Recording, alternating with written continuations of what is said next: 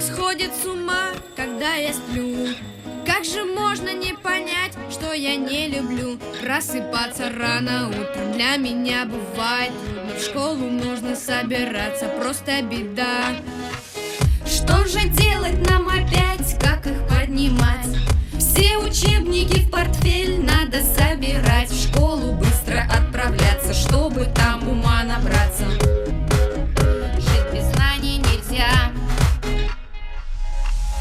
Открывай глаза, спящая красавица. Знаю, в 6 утра всем вставать не нравится. В памяти моей этот миг останется. Лучше бы это был просто сон. И буди, буди, буди, пока крутит бигуди.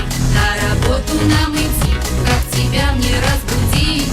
И буди, буди, буди, завтрак быстро накрути. И в портфель все забери, на учебу проводи. Ты учи, учи, учи, на уроках не молчи. Все задания запиши, будем делать от души.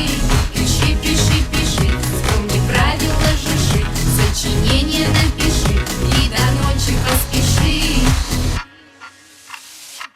В школу нам пришлось идти по второму разу. Прелести новых программ ощутили сразу. Чтоб не отстать, репетиторы снова и снова уже забыли покой и дела свои дома. Открывай глаза, спящая красавица. Знаю, в 6 утра всем вставать не нравится. В памяти моей этот миг останется. Лучше бы это был просто сон. И буди,